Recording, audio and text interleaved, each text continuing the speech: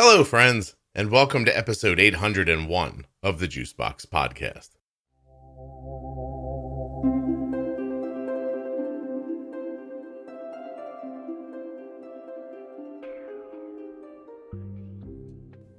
Today, I'm going to add to the How We Eat series.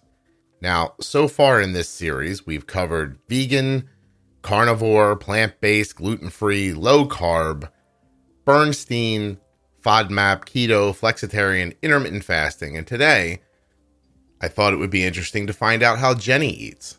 Now, you know Jenny, she's from all the management episodes, Diabetes Pro Tip, Defining Diabetes, Bold Beginnings. Jenny, it's Jenny.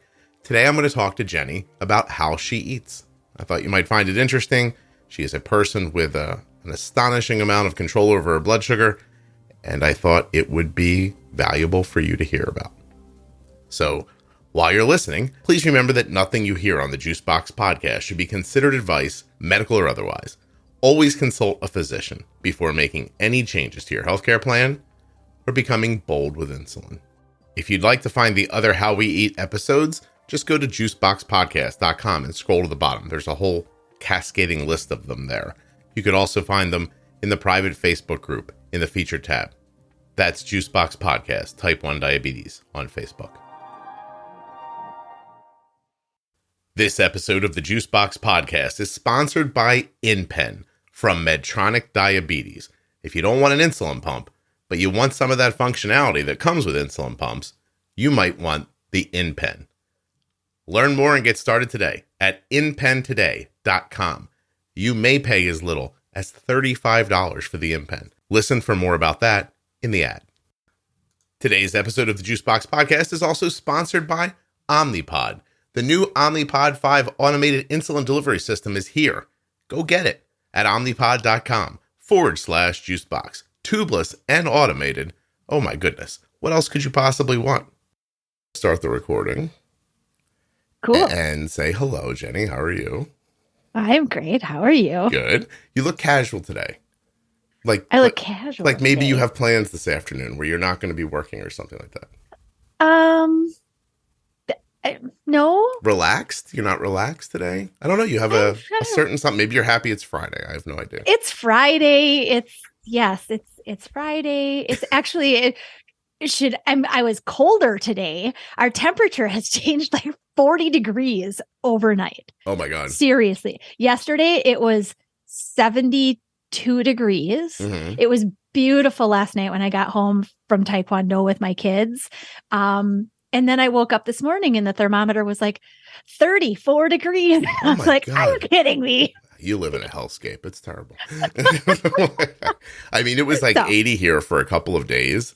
And I mean, it's November and you're like, what is happening? But then very quickly, overnight, it's getting cooler and cooler and it's going to happen really fast. Yes. Anyway, it's coming to you. Wow. It's spreading. Let us do this today with the people, and then we will go on our way. Cool. You will freeze your butt off this weekend, and I don't know what I will do. It's supposed to be in the 40s this afternoon, so that'll be better. That's a Wisconsin answer, Jenny. That's not better. I just had an organization invite me to come to Montana to speak in March, and I was like, March in Montana? I'm not sure about that. Oh, how about August? Yeah. Well, I need snowshoes. And I said, look, I started saying, look, I really would like to do it. The event sounded great. I was like, can I fly straight in? And they're like, no, you'll probably have to get on like 3 different planes. And I was like, I don't know if I'm okay with that. Can we do it virtually? So also, they weren't sure that the last plane would be a jet. And that threw me off for some reason. You get the puddle jumper. I was like, I'm not doing that. So I'd love to see Montana, but not that badly. Anyway, Jenny, I thought today would be a great day for you and I to talk about how you eat.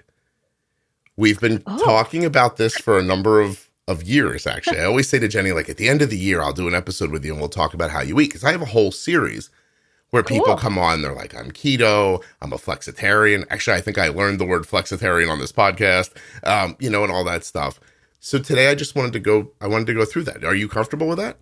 Yeah, all right. Sure. Ask away. All right. So I guess my first thing I should do, just for people who maybe, come in and out of the podcast and don't know you as well. You've had diabetes for, well, let's test my memory. Are you up to 33 years now or 32? 34 and a half. 34. My gosh, Jenny. And that made you how old when you were diagnosed? I was 13. 13. All right. We won't do the math. 34 plus 13. That's all right. It's no one's business but yours. Oh, I don't care. It's 47. But so you've had diabetes since you were 13 years old. You were diagnosed a very long time ago. We've talked over and over again about your, how your management was when you were coming up. But we don't talk as much about how you've eaten through different segments of your life. So I'm going to go back all the way to you being 13 and ask, did your mom adjust eating when you were diagnosed that you know of? It's a long time ago. No, I was old enough to know or recognize the change or the difference, right? Did she change how she cooked? Not really, because, I mean, my mom grew up with 4 siblings. She was the oldest. They lived on a farm. So she ended up doing a heck of a lot of the cooking. Yeah. She always was a cook. I mean, the amount of times that we went out to eat or even fast food or something were very minimal. Mm-hmm. So she was used to already cooking. The biggest change, I think, was that I don't think I ever remembered measuring cups outside of making cookies at Christmas and cakes and, where you have to use the measuring tools to obviously get it all right.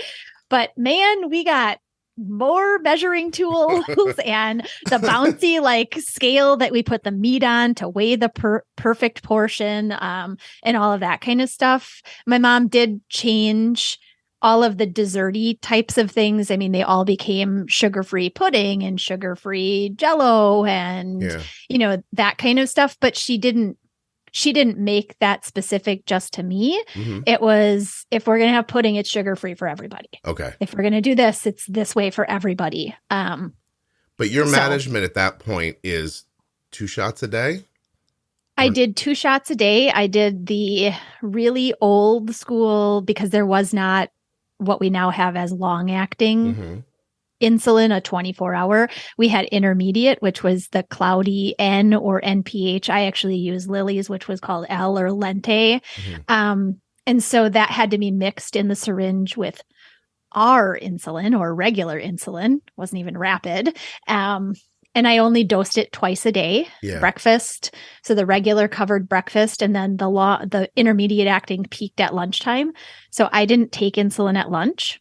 Okay. I did get a snack in the afternoon as well, which was an uncovered snack, kind of curving the downshift of that intermediate acting insulin. And then dinner time, I did the regular and the Lente mixed in the same syringe again. And that regular covered dinner. And then I always had to have a bedtime snack because it covered the peak in the intermediate acting overnight. So for people who have a Dexcom now and are operating with, I don't know, modern insulin, excuse me 1 second, with modern insulin, even if they see a peak at dinner and everything goes well, their bell curve probably goes over like 2 or 3 hours, right? I mean, they might spike up a little bit. But you were basically running 2 bell curves a day, morning. So you were mixed. So make sure I understand this right, because I'm, Arden comes into diabetes long after this. You're mixing 2 different insulins into a syringe, shooting it in the morning. One of them is handling breakfast, and the other one's going to come online in time for lunch. And then you shoot for dinner the same mix. One of them handles dinner, but then you have to come around at the end of the bell and eat again to stop yourself from getting low before bed. Or into the midnight hour. Yeah, because intermediate acting was really like a peak of about 5 to 7 hours. So again, breakfast time, I'd eat somewhere between 6 and 7 a.m. So the regular insulin covered that. And then the intermediate acting was peaking by lunchtime at about that 5 to 6 hour mark. Right. So lunch would get covered, or that intermediate would cover lunch. And the same thing for the evening. There was no way to cover an all over the night basal need because there wasn't anything besides intermediate at that point. Okay. So in order to hit the kind of insulin the way that it needed to at its peak without getting low overnight, I had to have a snack before I went to bed. I see. And I remember this from our previous conversations. Your mom was, the one thing she was a stickler about is the time you ate. Is that right? Oh, yes. Yeah.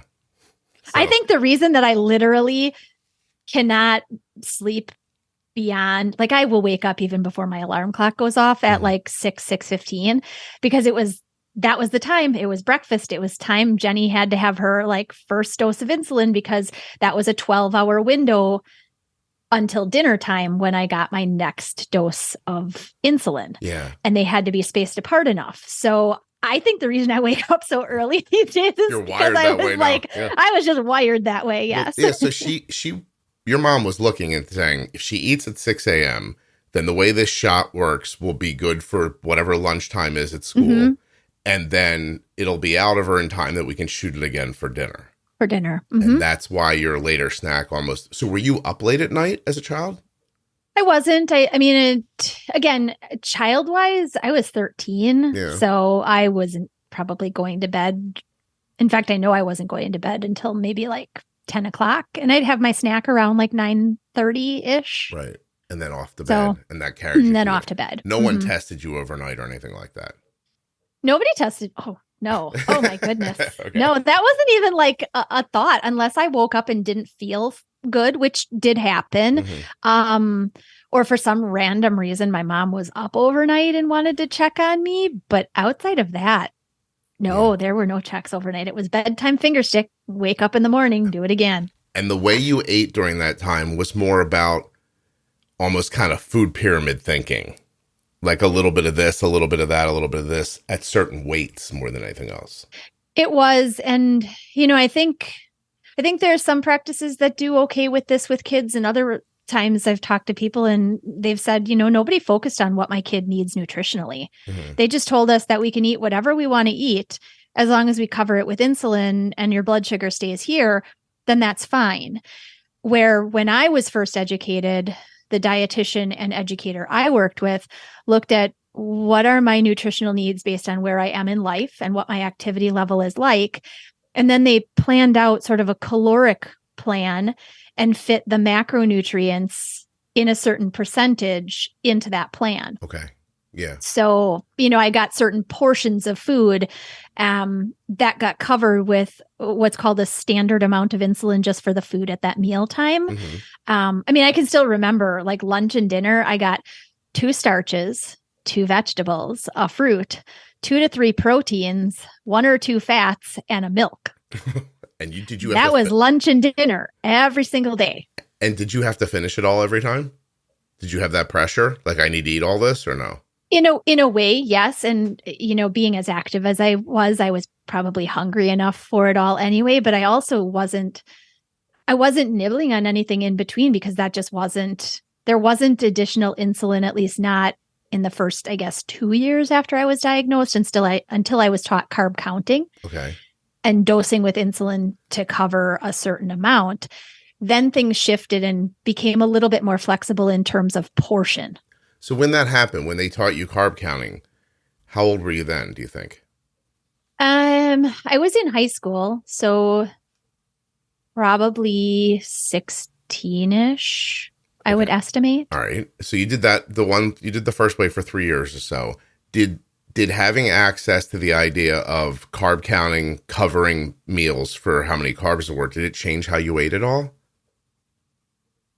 Or did the house still sort of eat the same way? I don't think that it changed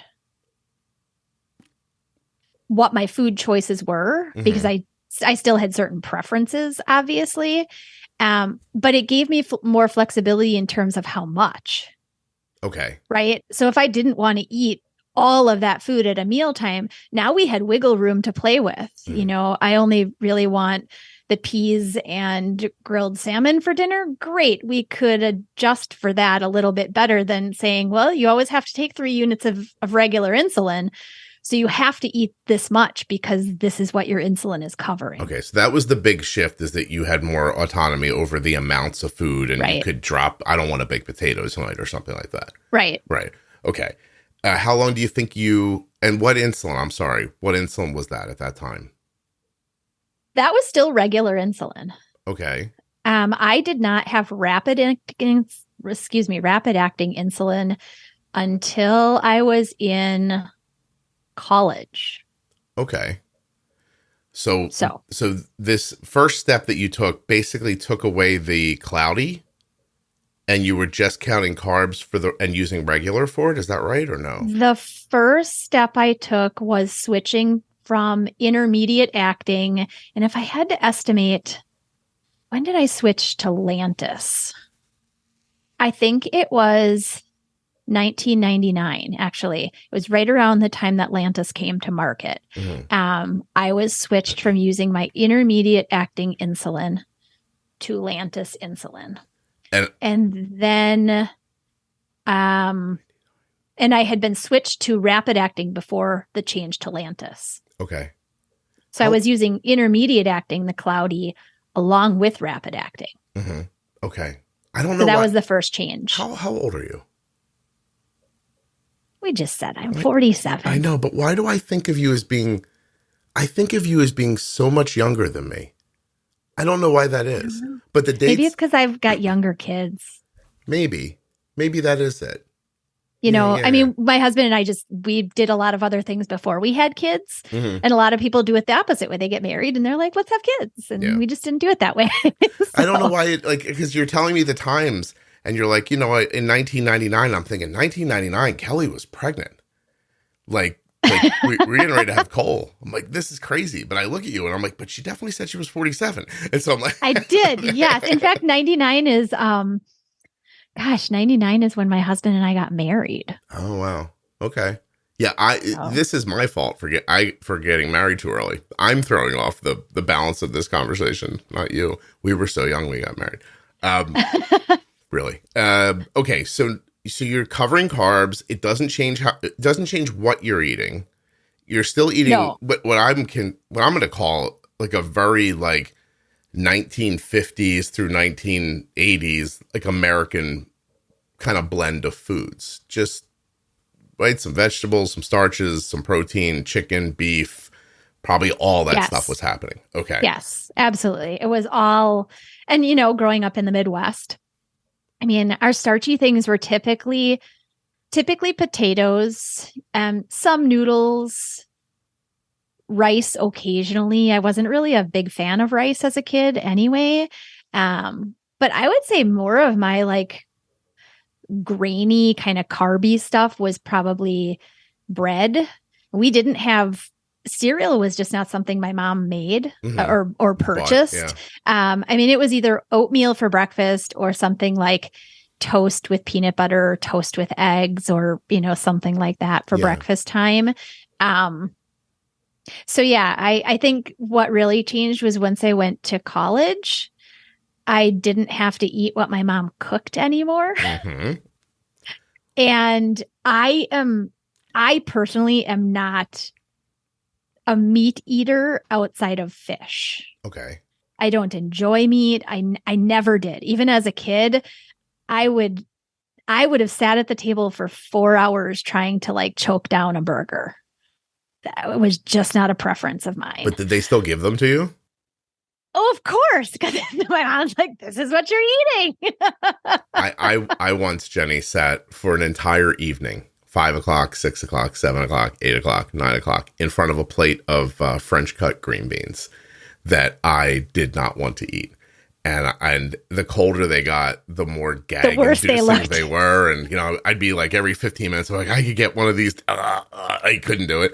And I remember waking up on a Saturday morning after that, and my mom bringing the green beans back to the table. Oh, no. Oh, my parents never do that. I was like, oh, God, I'm never going to eat again because I can't get these green beans in. And I think I just went into full on, I don't know how old I was. A tantrum, probably. Well, I'm thinking now, this is probably child abuse, but I was like a young teen, and I was crying. I was like, I can't eat these. You have no idea. I have such trouble with how some things feel in my mouth. Mm-hmm. I'm just not okay with how some things feel. So I wouldn't even know what they tasted like. I couldn't get past the part where I was like, it's touching my tongue. And so, that's interesting that you didn't particularly like red meat. And as you say, chicken. A texture thing, I mean, other textures really they don't bother me so much. In fact, I have textures that I really actually prefer in food, but maybe that was it. I mean, even just like thinking about eating meat, and I don't know why fish is so different. Maybe there's a moisture to fish, or it's just it's definitely different. Right. I've never had a problem with fish. Okay. But other meats, so I got to college, long story short. Now I'm dying to know, because I now have some context for what it means to send a person with type 1 to college, and it's not terrific. So yes. Yeah. Well, one, I learned that mom's home cooking, with all of the measurement and the skill that my mom put into what literally went on my plate, was very different once I was choosing things in the cafeteria at school, right? So did you go crazy? Did you start like... I wouldn't say I went crazy, because I was conscious of what I needed to do. Again, I had no CGM. I had no pump. I went to college on MDI and finger sticks, essentially, while I was doing a heck of a lot more finger sticks to get more information. I still really kind of had to stick with what I knew about what my experience with food at home did to my blood sugar. Yeah. And so I used that in terms of figuring out what to choose from the school cafeteria. I often, in fact, by the end of my freshman year, I realized that the salad bar was probably my best friend. Okay. Because it was the easiest place to find things that were good in terms of what I saw happening in my blood sugar, and actually tasted like food. It's high praise. Everyone who now is looking $14,000 a year in the face for room, board, and food at a college is like, great. So my son's senior year, he called us one day. He's like, I'm so sorry, I can't do this anymore. Can I start buying food outside of the cafeteria? But we had to pay for the food. Like, you couldn't, regardless. Yeah, you couldn't not pay for it. So I'm like, okay. Like, you know what I mean? Like, there's a few $1,000 more. I'm like, sure. Yeah, go ahead. Right. He's like, it's horrible. He's like, it's absolutely terrible. So when we took Arden to college, and the cafeteria was so much nicer at Arden's college than it was at Cole's, we were so excited. We're like, oh, she's going to get real food. But the truth is, it's like she's eating at a cut rate restaurant as far as blood sugars go every day. You know how people say, like, oh, it's tough to go to a restaurant because you need so much more insulin for this food? 3 times a day, that's the situation Arden's been in. Like, so much so, Jenny, that she contacted me a month ago and said, I'm going to run out of insulin. And she's only there for a quarter. Like, it was 10 weeks. And I sent her enough insulin to be, like, plus. To be fine. Yeah. And she's like, we got to do something. I'm going to run out of insulin. And I was like, oh, okay. So I called the doctor, and I'm like, I think this is what's going on. But how long did it take you to adjust to bolusing for that food? Because for the first 5 weeks Arden was there, I would get a lot of texts that said, I'm working on it. I'm trying. You know what I mean? Like, and I'm like, no, I know you are. Like, I could see, because of, isn't it interesting? Night Scout. Like, I can see she's bolusing. I can see what's happening and everything like that. But she was not having a lot of luck in the beginning. And it took her a number of weeks to figure it out. She's finally starting to get it in her, like, last 3 weeks of this 10 weeks. And she's doing a good job now. But it took her a month and a half to learn how to bolus for that food. It's definitely adjustment. I mean, while they're not by any means the healthy choice, I figured out, or at least I think I did, again, only having finger sticks, I figured out French fries, like, at school. So when we would go, and, food is one of those things that becomes very visibly a social piece of your life in college. If it wasn't in high school, it definitely is there in college. And especially with the later evenings and, like, whatever else you're doing, like, who wants to eat carrot sticks when you're sitting around with your friends, like, studying, right? And so I guess those were some of the things in terms of, I wouldn't have gotten that at home as much as I probably ate them at school. But the other things just ended up, I figured out they just weren't even worth it. I think I'm watching Arden follow the same path. There have been a couple of times that I'm like, look, if you just tell me what you ate, I can help you adjust this, and she's like, I don't want to tell you what I ate. I'm like, Yes. okay. And I'm telling you, French fries are at the core of that. She's like, you get there late at night, all the food's not there anymore, but there's always French fries. Yeah. And then I think you're right. Like, it's the end of a day, they get around, her and her roommates, and they sit there and they've got friends and they're chatting and talking about boys and whatever girls and whatever else they're doing. Yeah. And they're eating French fries. So, all right. So you obviously made it through and you ate a pretty classic college cuisine. When do you become the Jenny I see before me right now? When do you become a woman who just says quinoa like it's just nothing? like it's a thing we all know about. It's a yummy grain for those of you who don't know what it is. Although I think it's pretty mainstream at this point. I'm not saying that. I'm saying that you say quinoa the way other people say chicken nuggets. Right, yes. Just flows off the tongue. So do you meet your husband? Do you like, what shifts your eating style? I think, certainly learning to cook for two and be aware of another person's desires and like preferences in food makes a difference overall too, especially when you're trying to follow a budget. My husband and I did not live together before we were married. So again, although we knew each other, enough, obviously, you had to met get married. Before. Clearly. We were together for a long time before we actually got married. But in terms of cooking for two people, again, that does shift some things. I think the biggest thing that I learned is that men can eat a heck of a lot of food. So when I'd sit down, I'm like eating, the portion that I had gotten used to eating.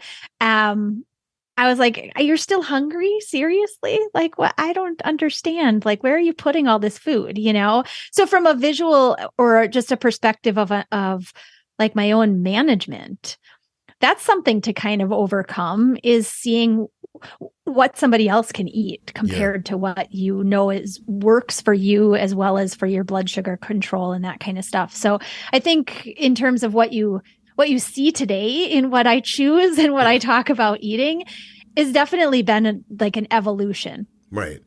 Over our marriage and life with kids and all of that kind of stuff. And I think, for a good portion of years before we had kids, I had made a lot of the changes that I currently, still use in terms of food.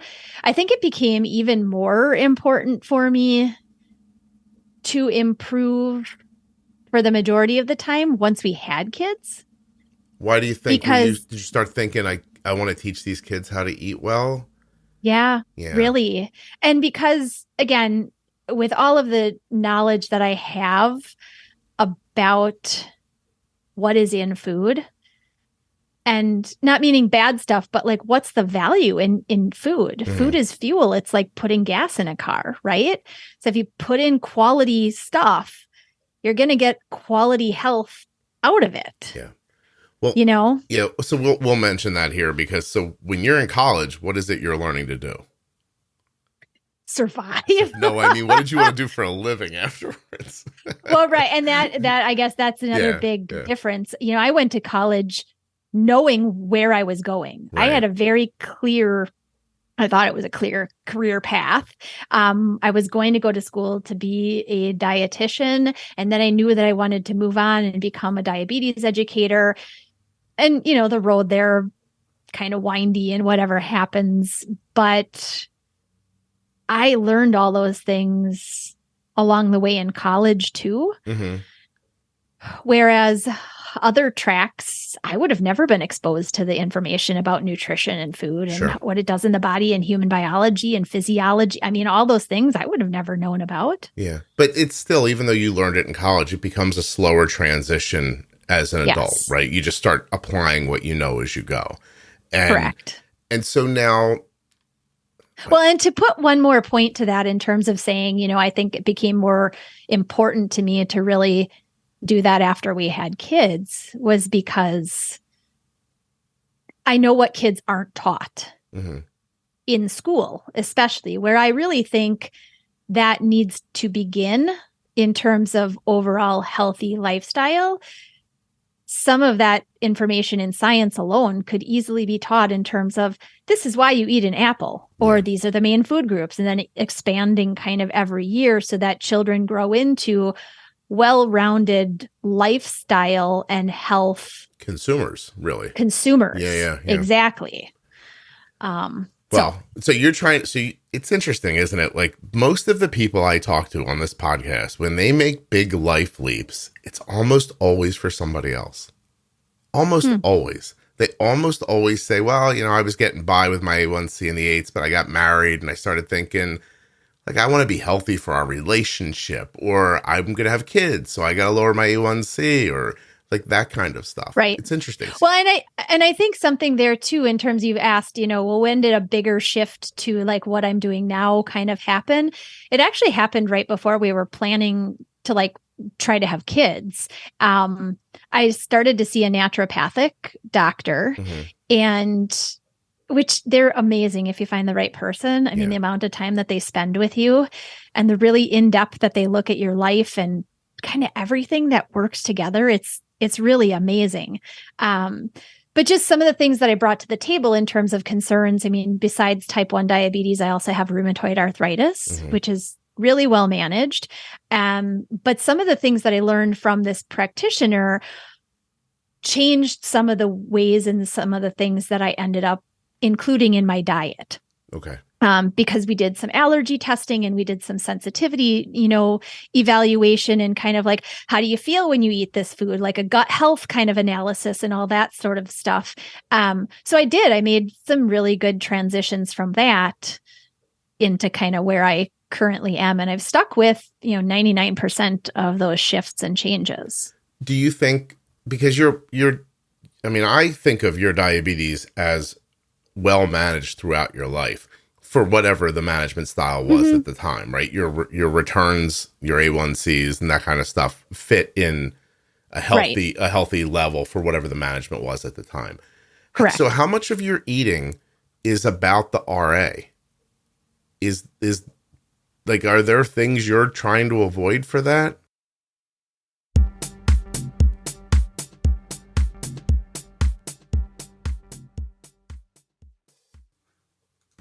The Omnipod 5 is the only tubeless automated insulin delivery system that integrates with the Dexcom G6 CGM and uses Smart Adjust technology to automatically adjust your insulin delivery every 5 minutes, helping to protect against highs and lows without multiple daily injections. Omnipod 5 is also available through your pharmacy benefit, which means you can get started without the 4-year durable medical equipment contract that comes with most insulin pumps, even if you're currently in warranty with another system. Whether you're talking about the Omnipod 5 or the Omnipod DASH, you're getting tubeless, wireless insulin pumping that you can swim with, bathe with, or go play soccer, or whatever you play. Doesn't matter to me. Like weightlifting, running around, stuff that a lot of people with tube pumps have to disconnect for. You don't have to, because you're using an Omnipod. Now, if you stick with the Omnipod DASH, wonderful device. Or you can look into the Omnipod 5, which of course boasts that automated insulin delivery system. No matter what the preference, your choice is available at omnipod.com/juicebox. Head over now to learn more or to get started.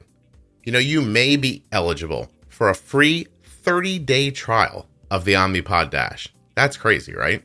You can find out again at omnipod.com/juicebox. For full safety, risk information, and free trial terms and conditions, you can also visit omnipod.com/juicebox. Everything you need is right there. Are you kidding me? 30 days for free on the Dash? Why are you even still listening to this? Or maybe you're listening to this and clicking at the same time. That would make sense to me. If you've opened up a browser on your phone, you're like, omnipod.com/ and you're like, which one's forward? It's the one that goes forward. /juicebox. Let me find out about this. That's what I think you're doing right now. So I'll shut up so you can finish. Who am I kidding? You're waiting patiently for the InPen ad. You're not on the line Googling. By the way, don't Google. I gave you the thing. Omnipod.com/juicebox. Now here's another one to remember. InPen InPentoday.com. This is not hard to remember at all. InPentoday. Head over there now and find things like this. Here's some words for you that might be exciting. You may pay as little as $35 for the InPen because Medtronic Diabetes does not want cost to be a roadblock to getting you the therapy you need. So with the InPen Access program, you may again pay as little as $35. The offer is available to people with commercial insurance. Terms and conditions apply. But why not you? It could be you. Head over and find out. There's a Learn More button. Just click on it. I've never clicked on it before. Let me find out what happens. Oh, InPen User Access Program. InPen works smarter, so you don't have to. How about that? Pay as little as $35 a year. Hey, you just fill out some information. Hey, you can do that. That's easy. All right. Sorry. I had to go back now. There's other stuff I'm supposed to tell you. Like InPen offers 24-hour technical support, hands-on product training, and an online educational resource that is second to none. Why do you want an InPen? Fair question. How about this? It's an insulin pen, but it connects to your phone and an app on your phone. And this is where you start getting the functionality from. This app lets you see your current glucose. That's seeing your current level after pairing your continuous glucose monitor. It shows you your meal history. It shows you your dosing history, activity log, reports for you or for your physician, glucose history, active insulin remaining, and the all-important dosing calculator. All of this in a little app that connects to that pen and gives you that functionality that you want. InPentoday.com. You have to check it out. It's well worth your time. InPen requires a prescription and settings from your healthcare provider. You must use proper settings and follow the instructions as directed, or you could experience high or low glucose levels. For more safety information, once again, InPentoday.com.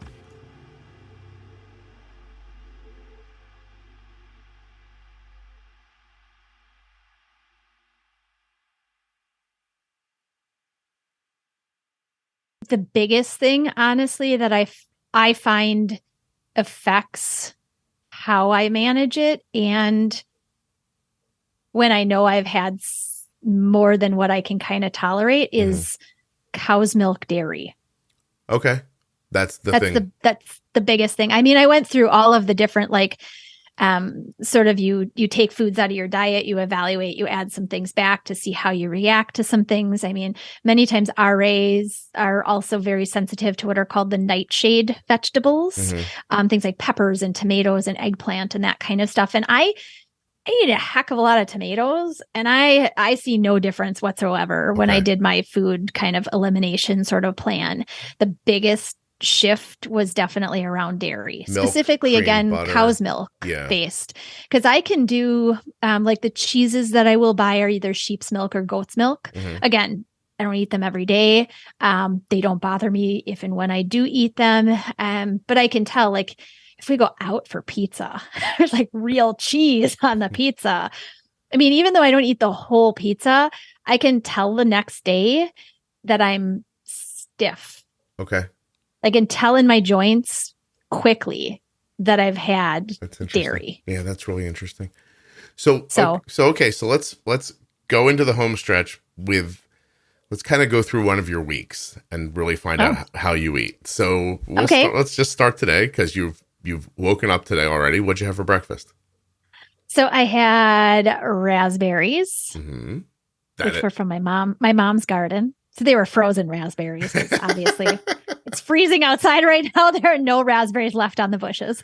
I want to be clear. You meant your mom picked the raspberries earlier, froze them, and you ate them, not they froze overnight when the temperature went down. Correct. Yes, absolutely. So frozen raspberries. And then I had it's a sheep's milk yogurt with it. And then there is a really awesome grain-free granola that I like. It's made by Nature's Path. And that's literally what it's called, is grain-free granola. So I mixed that all together and I had that this morning. How many carbs? Other breakfasts are typically like old-fashioned oats, a small amount. And then I use things like chia and hemp seed and ground flax, some coconut oil and cinnamon, spoonful of like nut butter in it, mix it all together. How many carbs do you think your average breakfast is? Yeah, I can absolutely tell you. So for my breakfast I had this morning I count 18 grams for it. Mm-hmm. For my typical oatmeal, I count 26 grams for that. Okay. And do you see spikes? Not unless I have a bad sight. Mm-hmm. Or sometimes when I know it's a couple of days before I get my period, Yeah. I'm more prone to potentially having more of a rise up after the oatmeal. It doesn't typically happen with the granola and the berries. Okay. So yeah. All right. Do you ever get up in the morning on a Saturday and go crazy? Do you ever make a stack of pancakes or French toast or bacon or something like that? I wouldn't have bacon, but I get what you mean though. Yeah, yes. yeah. Like some yeah. I mean, we do pancakes, but Yeah. again, the pancakes that I make I tend to do much lower carb, lower glycemic pancake. Mhm. I mean, my kids don't complain about them. They eat them. So does my husband. So I'm Yeah. like, well, I'm going to cook them the way that I cook them because they're good for me. And so clearly they're good for them too. I mean, I usually use like an almond flour and a coconut flour. I've got a couple of good recipes that I follow. I might put some pumpkin puree in them or some of, what's the Lily brand, like the low sugar, like Yeah. mini chocolate chips kind of in. Mhm. I mean, maple syrup, I don't eat honey. Real maple syrup, I figure why? And that's just my choice, If you Right. like your maple syrup, have it. But I usually use the Lakanto maple syrup, which Okay. works really nice and it doesn't affect my blood sugar. Mhm. So I have to say, I don't yeah. love maple syrup either. We use like a low carb syrup in the house. I think we use carries most of the time. Yeah, And- that's a common one. Yeah. And but if I'm perfectly happy with it. Like it doesn't bother me at all. If I'm gonna go crazy with syrup, which might happen once or twice a year, I want I don't know. I want something that could also be like motor oil or something like that. Like when you're eating it, you're like, this isn't even a natural flavor at all. Like I'm in a diner where we're all going to die when we leave here. And even at that, it's like, wow, it's a lot. I can't really do a lot of that. And I'm saying we haven't made a ton of adjustments to. I mean, I guess I'll do an episode one day about how I eat, but I grew up very badly around food. Like nobody understood food around me. And my wife and I took us years through our 20s to like even make sense of like, why are we, I still joke. My wife is like, I shouldn't say this here, but my wife like is like, she eats like she's homeless and she's happy about it. Like we have, we have 10 cents in the bank is how she eats. And that's when she's happiest, but she grew up broke and eating that way. And I don't know, it's what occurs to her, But anyway, my question and the reason I brought that up is your kids have your palate. Do you think you taught it to them or do you think that it was theirs all along and you just met them there? That's a good question because I don't know. I think some of it might have transitioned from what I ate while I was pregnant. Because, broccoli, for a really good example, broccoli is both of my kids will always eat broccoli. They will eat it steamed. They will eat it raw. They will always eat broccoli out of any of the vegetables. Yeah. And I think it's because whether this is true or not, I think it's because it was one of the few vegetables in both pregnancies in my first trimester that I could actually stomach. Okay. And I eat a lot of steamed broccoli with Dijon mustard. That's what sat very well for me. I don't know why. I know that's very bizarre, but that's what worked. And as soon as I introduced it, once they started doing like table foods and that kind of stuff, they had no complaints. It didn't come out of their mouth. So maybe some of it but I think some of it's learned. Yeah, I don't want to make you feel sad, but Kelly was pregnant with Cole and she had her palate while she was pregnant with Cole was very clean and healthy. And Cole eats more like a boy. You know what I mean? But with Arden, Kelly ate crap, like a lot of, like for some of it. And Arden eats very, very well. Like Arden's the one who's like, oh, I'll sit and eat carrots or I'll do this. Right. Like, do you think some of that though for Arden is relative to such an early diagnosis? We'll never And know. so But right. well, Jenny, I didn't know, like the person you're talking to now is not the person who grabbed a 2-year-old baby. It was like diabetes. Okay. Like, I mean, we were, let's just feed her carrots. Yeah. No, we didn't go that way. Like I spent 2 years going like, why can't I figure out how to bolus for cereal? Like what you see online, people are just like, I didn't adjust at all. And it didn't occur to me at first because like I said, we didn't grow up well around food, that some of these foods were better than others or whatever. I mean, I know now, and we made, adjustments. My first big adjustment as a parent was not buying frozen chicken nuggets. That was my first light bulb moment. I thought, like, if I'm going to give these kids chicken nuggets, why the hell don't I go get some chicken and bread it and them put myself it in the oven and give it to them, right? Yeah. And I did that. Like it wasn't easy because by then they knew what a nugget was from McDonald's or from a frozen bag, and it was cut like a dinosaur or something like that. So at first they're like, "This isn't chicken." I was like, "Oh God, look what I've done to you." You know what I mean? Like you don't think chicken is chicken. You think whatever that crap is chicken. Right. Okay. So, all right. So you will have a splurge, but your splurge, splurge stays more in a clean lane. For the most part, yes. Yeah. And a splurge really, like if we're talking about breakfast foods, and again, we don't eat out very often, but there's this place here. It's called Short Stack.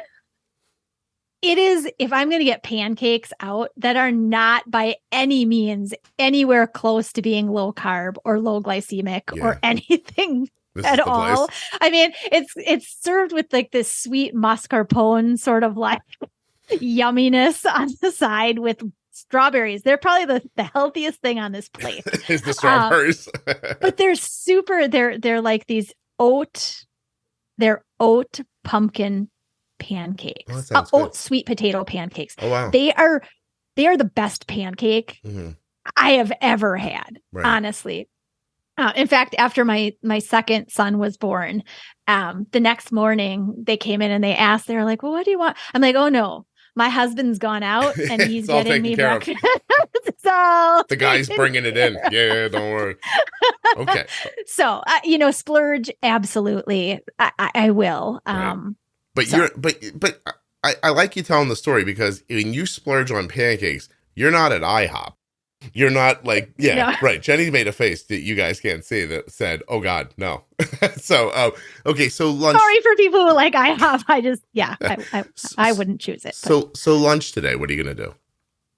So lunch today is typically vegetables. I mean, I usually have some type of raw vegetables, cucumbers, bell peppers, tomatoes, carrots, sometimes cabbage chopped up, hummus. This time of the year, I really like sauerkraut. Usually an apple or again, some berries.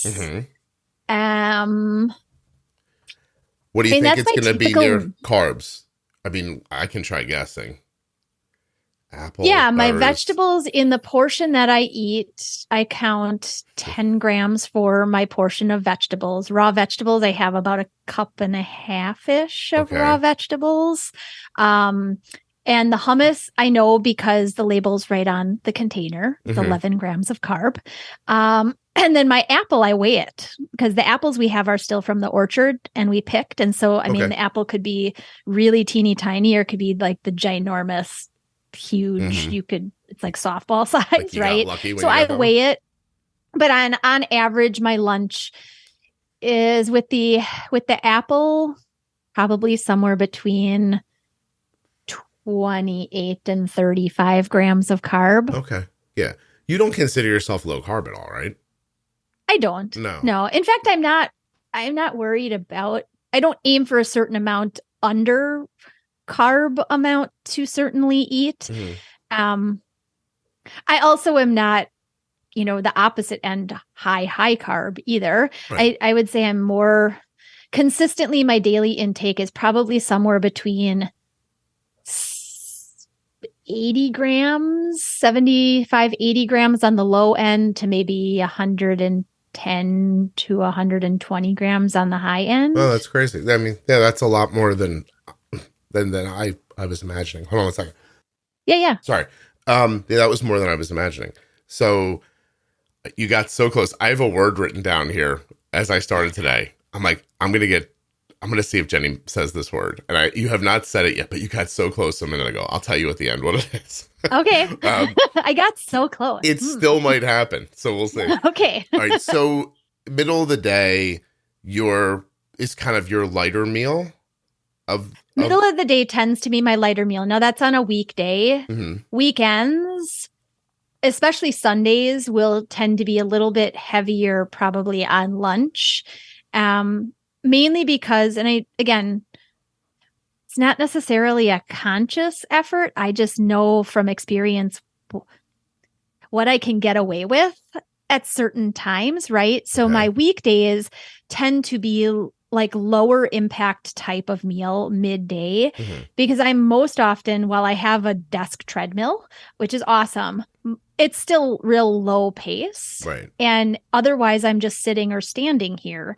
And so by midday, even though I exercise in the morning, I've still been sitting or standing around for a while. Right. And so I also usually have a couple of hours of work to still do after my lunch. So I tend to do something that I know is going to be easier. Mm-hmm. So it's fair to say that you match where some people would match a meat with a wine. You're matching a meal with your activity level.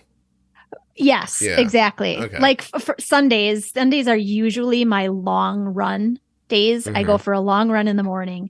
And so the whole rest of the day I can kind of quote unquote get away with a little bit more because I've got just a much more heightened sensitive kind of day. I see. Okay. All right. So what's for dinner tonight? Ooh, dinner tonight I haven't planned yet. What was dinner last night? I'll make it easier for you. Yeah. So dinner last night was acorn squash and like a mixed green vegetable kind of salad. I made a Caesar dressing to go on top of it. And then we had salmon. Okay. And the kids, boom. And you have young boys. Acorn squash. Cut in half in the oven, a little bit of olive oil, salt, and pepper. That's that idea for that? Yeah, my boys like them. I do it with a little bit of like more savory seasoning on, like a sage and kind of like a mixed season. My husband and I like it that way. My boys really like it with cinnamon and a little bit of coconut oil on because it gives it a little bit of, it's a sweeter kind of flavor to it. So they like it that way. But yeah, they love the acorn squash, the delicata. My littlest, he really loves spaghetti squash. He thinks it's so fun that when you scrape it out, that it looks like noodly. So, do you guys eat any pasta? Yeah, we do. And the pasta that we typically eat is like the banza type of pasta, the lentil or the chickpea type of pasta. The one that I really like because it's the lowest impact is the Explore Asia brand. Okay. It's made either black bean or edamame, or I think they've got a green bean one. But I mean, a really good like cup and a half cooked portion. It comes out once you kind of reduce it by the fiber amount. It's only like 10 or 11 grams of carb for a really big plate of pasta. Oh, I see. So I will often do something like that on a weekday type of dinner where I'll give my kids the banza pasta. It's got some good protein quality to it. I'll do the other one and just good marinara and a salad on the side. It's a really nice complete meal. Okay. Yeah, I was going to say, because you don't do any cream sauces, right?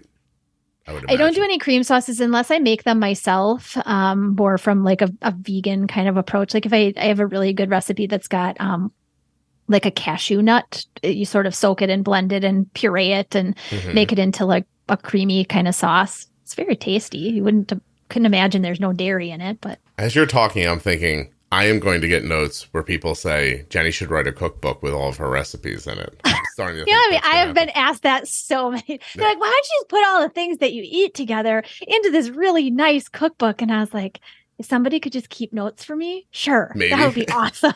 So let me ask you a question. If we're driving the Jenny family's in the car. We're going to another state. We're visiting people, whatever. We pull over on the side of the road. Everyone's hungry. Do you bring food with you? Or are you in a gas station going, I guess I could eat this ring ding? Now I have to credit my mom with this, whether it's made my life busier or not. I am definitely the parent that will pack. And I pack things that I know, not only snackables depending on how long the trip is, but also if we're going to be on the road over a meal time. Because usually I know that by the time you end up stopping someplace, you're usually over hungry. Yeah. Right. And then you're more likely going to make the ring ding choice than something else. And so I pack not only for my benefit in terms of driving and the sedentary nature and what that does to blood sugar. I know what the foods that I've packed do for me. And I can also, we don't actually have to stop.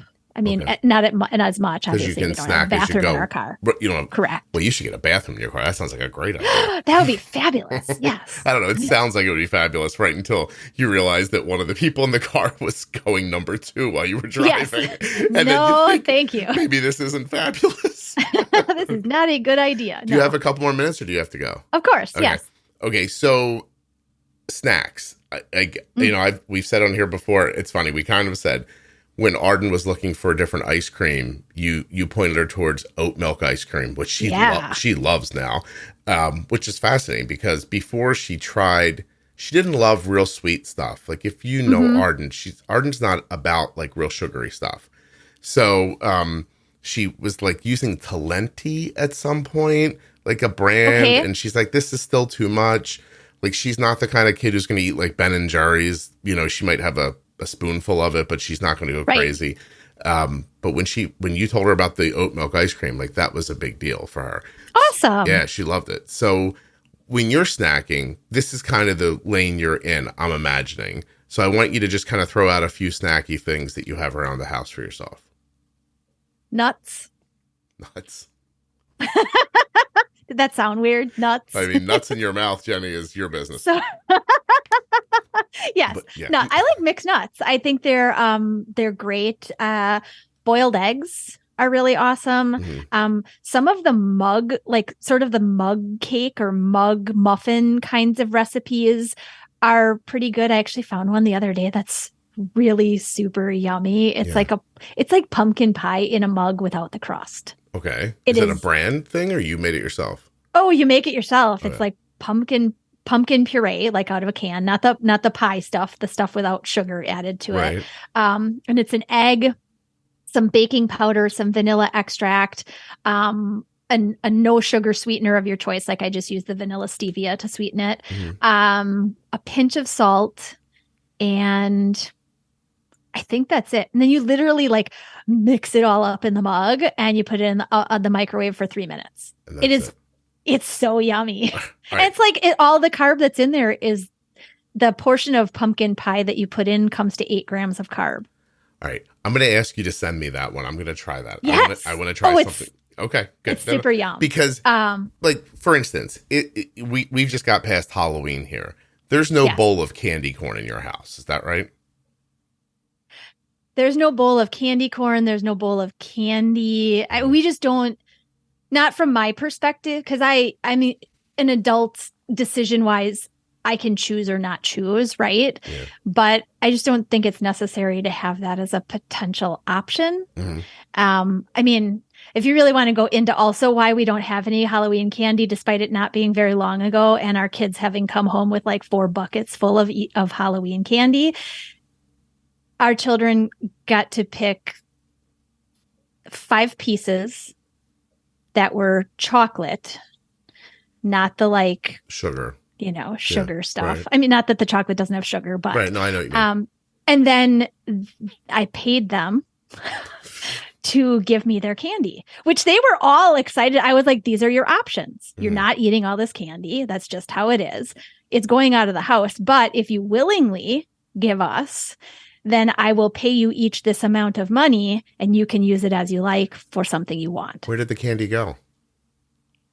Oh, the candy went, my husband plays soccer. Mm-hmm. So he took it to the soccer field for one of his games and he just left it there. Okay. We brought like the Rubbermaid, just like plastic things, and we put it in a couple of them and we left them on the tables there, and they're adults. They can make a choice. I see. Okay. So a lot of this really is then about options in front of you. Yes. Like you there's no way for you to have a bad day. I'm making quotes up with my fingers in your house. Like you couldn't get up today and just be like, I'm going to go find some sugary candy that doesn't exist in the house. I'm going to like, that stuff's just not there. Right. I could choose to overeat some of the things that are here. Absolutely. Yeah. I mean, if I chose to eat, 8 apples in a row, clearly I'd be a really bad day. You'd have right? the same impact. So let me ask you this question. If I picked you up and took you to someone else's life, where today you got up in the morning and had a bowl of cereal, and at lunch you had a sandwich on bread and there were potato chips with it, and at dinner, I don't know what you have, like that, could you bolus for all that for your body, do you think? Having enough experience, I could. Yes. Yeah.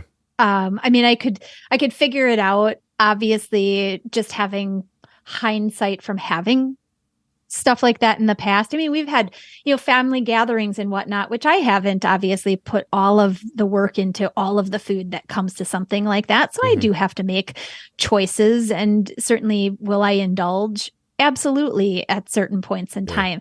I don't make it regular though, right? It's like what's in our house and what I choose to eat and what I choose to kind of prepare and whatnot for our family is like 80 to 90% of that it's fuel. It's what should be going into my body. And I can tell a difference in how I feel depending on what I eat, not only blood sugar wise, just in general, I'm guessing too that in between meals, you're not overtly hungry, right? No. Okay. I'm not. You're not getting like weird carb desires and stuff like that because you haven't been eating that stuff to begin with. That kind of sugary stuff that wires your brain to say like, go get more. True. Yeah. I mean, at times when I do want something like chocolate, again, I do more like real dark chocolate is absolutely like my favorite. So, but I don't eat, again, it might be here, but I'm not eating the whole entire bar or 20 pieces of it. I just don't need that. And the one little piece that I do eat might have, for me, something like 3 or 4 grams of carb. I don't even have to bolus for that. I mean, it is what it is. Somebody else may have to, obviously, cover and consider it, but it could work that way. So I have 2 more questions for you. Please. My first one is that through your life, you haven't, I'm assuming, had to worry much about your weight. Like your body style stayed fairly consistent? It has. Okay. I would say that the time period that I probably gained the most, which is not odd, I'm quite sure you can guess it, was in college. Yeah. I mean, it just was, right? My activity level changed, even though I was walking around campus and playing like rec volleyball. It still was just very different. I think that the shift in your sleep schedule, and I'm sure the French fries didn't help me. French fries, just tape them right on your thighs. Don't even bother. There you go. Yes. Make a padding around yourself. But I think outside of that, no. And that's certainly, while I work to stay healthy, I haven't thankfully been somebody who has struggled with weight. Right. Right. And whether it's because I've just paid attention to what my body wants and I feed it and I do good things with what I'm feeding it. I also learned pretty early on because the manner of instruction that I started with when I was first diagnosed was very tied to portion. Yeah. It was this amount is this much. This is why you need it.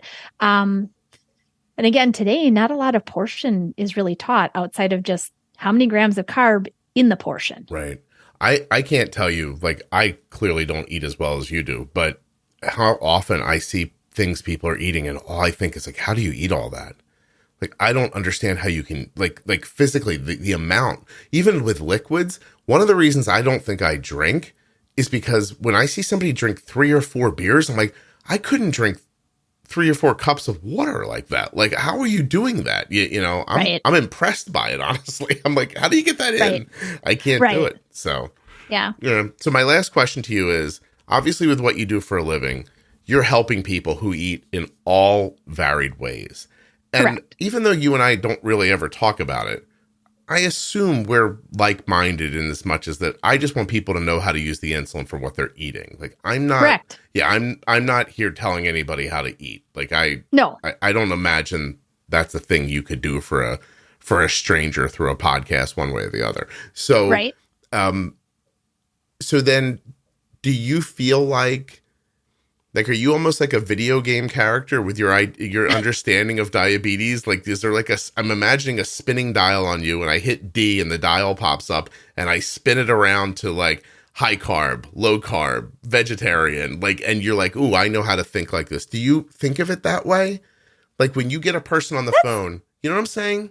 Yeah, no, that's absolutely, because I think I've worked with so many different fueling plans, if you will, right?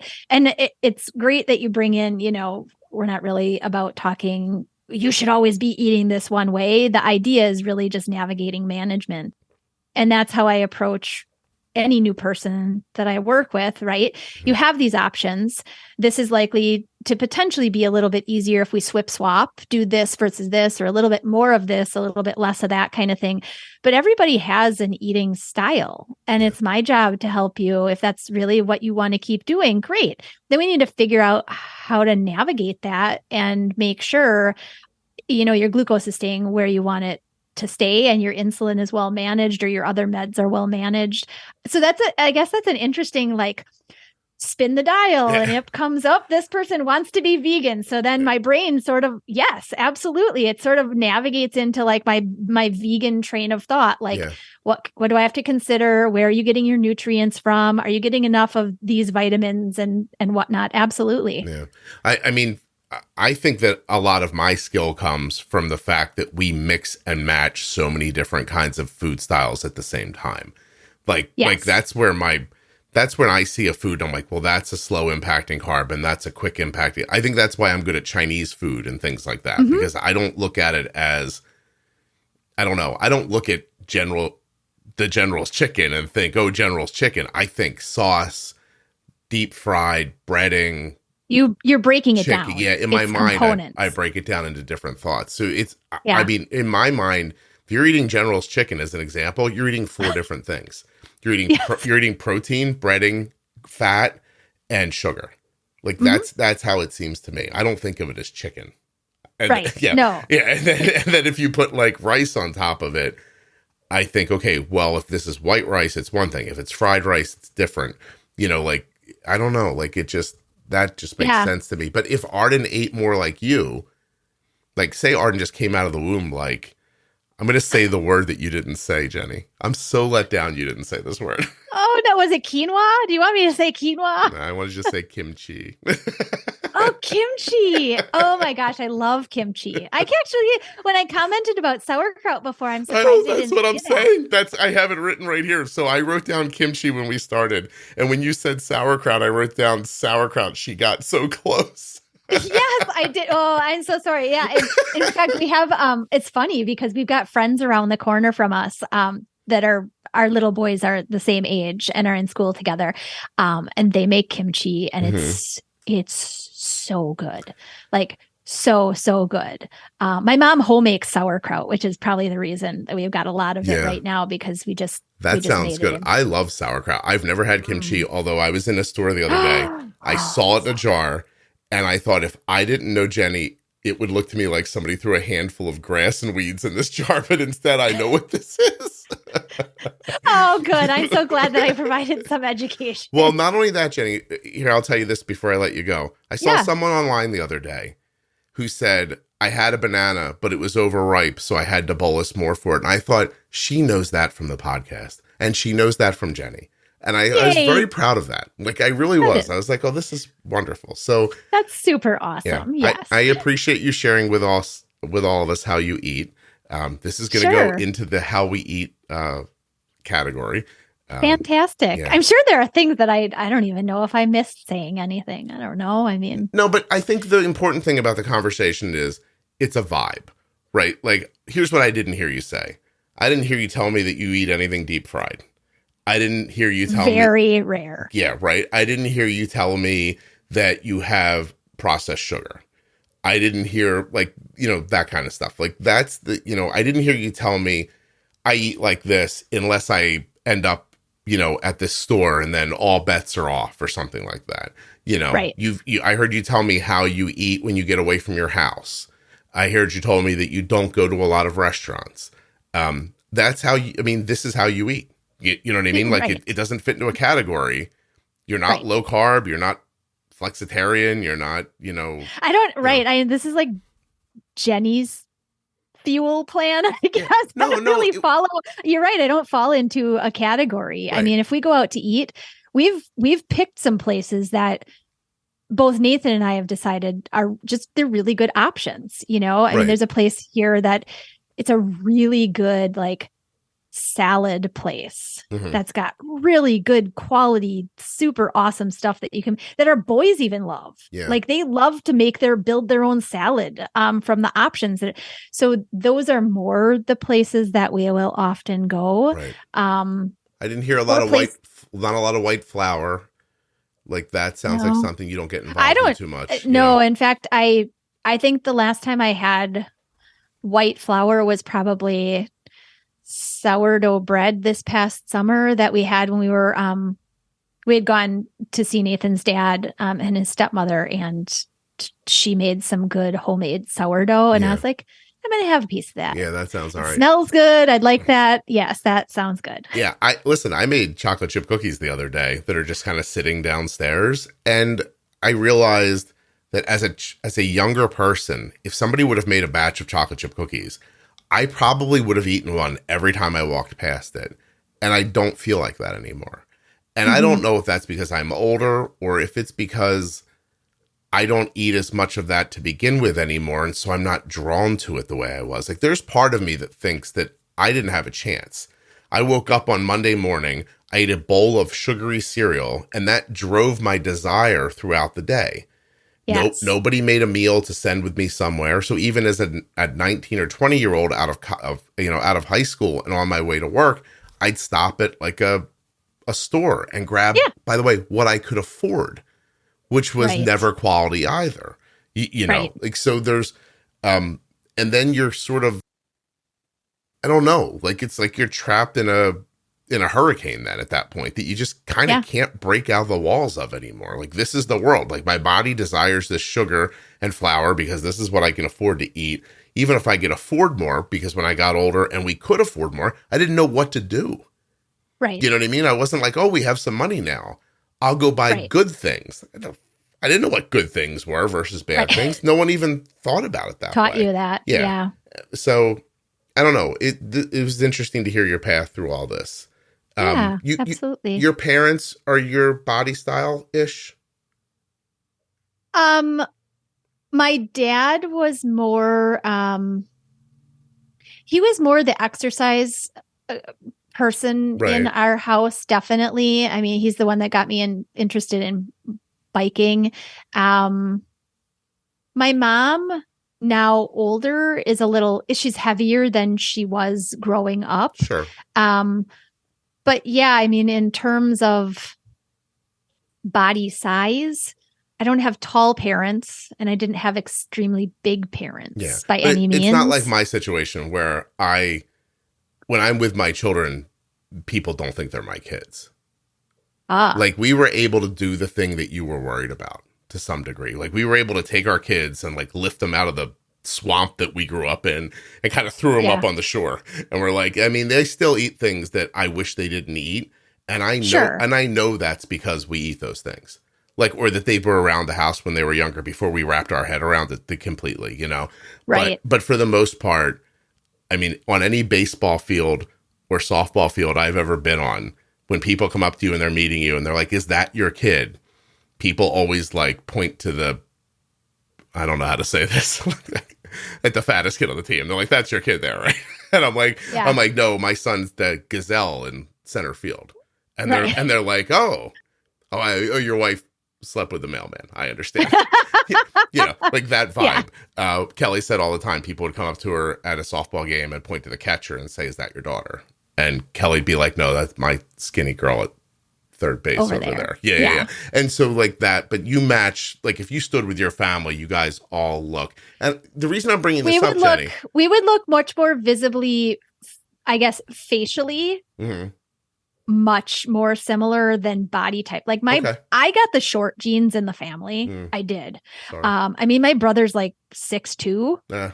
I'd love to be 6'2". Like, yeah, I'm like, 5'3". Yeah. I didn't get the tall genes. I just think that what I'm hearing from your story is that your mother was willing to cook and do a good job with that, and your father was active. And you kind of took those two things and blended them together. And I'm going to guess that you ended up in nutrition or healthcare, which I think of being a nutritionist as healthcare, because you had diabetes, right? Like you probably grew up with people taking care of you I mean, I hear it all the time. So I did. It became an interest after I realized what I thought was a really good job that my, dietitian, especially diabetes educator, like I never felt like I couldn't do something after I was diagnosed. Like I've never had this, well, God, this has just been so horrible my whole entire life. I mean, would I give it away if somebody was like, here, take this pill and you don't have to, I'd be like, sure, give me the pill. I'm out. I'm going to try a ring ding tomorrow. Yeah. Exactly. I don't even know what a ring ding, I think it's like a donut, right? No, it's like a little round, I don't know what it is. It's chocolate with chocolate cake with like white cream and a chocolate icing around the outside of it. See. Okay, there you go. Yeah. Yes. Hostess, I'm assuming. You would take a bite and you'd go, oh my God, that's insane. And then you would never eat. I'm at the point now, by the way, where processed foods taste plasticky to me. Yeah. But when I was growing up, I didn't know the difference between them. Like, sure. I thought that was sweet. And now I'm like, this isn't good. Right. Or if you took me to McDonald's, for example, I understand what a McDonald's cheeseburger tastes like, but I don't match that I haven't had a McDonald's cheeseburger in a really long time. But if I had one, like I know what I think it tastes like right now in my head. But if you ask me what a McDonald's cheeseburger tastes like, I would tell you that it tastes like a McDonald's cheeseburger, not like a cheeseburger. Yeah. So, and I didn't have that. I didn't have those measurements in my head when I was younger. I thought that's what a cheeseburger was. Sure. Yeah. Yeah. So, anyway. It was always I can probably count on two hands the number of times as a kid we went to like McDonald's or Hardee's was like the same. Yeah. But I don't even think that I've ever had a McDonald's cheeseburger because I always chose the fish. What was the filet of fish? Is that what it's called? Filet-o-fish, I believe. Filet-o-fish. Yeah. There you go. Well, I would tell you that I haven't had one in years except once. And it was like 6 months ago, and Arden and I were out late. She had a blood sugar that wouldn't it just wouldn't break. And we finally got it to break, and she had missed dinner, and everything was gone. And it was like midnight. And I was like, Arden, like we can This is where we're going. Yeah. And so we sat like two giddy children in the outside the drive-thru, like eating it, going, this is terrible. And it was, but it was really good. And it was terrible at the same time. And so I don't know. It was just something. All right. I appreciate you doing this with me very much. Of course. Thanks for asking. Everything you need to know about Jenny was just in the inflection in her voice when I said, thanks for doing this with me. And she said, of course, thanks for asking. That's who Jenny is. She's delightful. Let's thank Jenny, of course, and remind you that she works at integrateddiabetes.com. If you'd like to hire her, you can. I also want to thank Omnipod, makers of the Omnipod DASH and the Omnipod 5, and remind you to go to omnipod.com/juicebox. Do not delay. Go now. Find out if you're eligible for that free 30-day supply of the Omnipod DASH. I'd also like to thank my other sponsor, InPen, from Medtronic Diabetes, and remind you to head over to inpentoday.com/juicebox. All right, everybody, that's it. I am shot. I got to be honest with you. I haven't felt well in weeks, and this took a lot out of me. But I'm happy that you're here with me.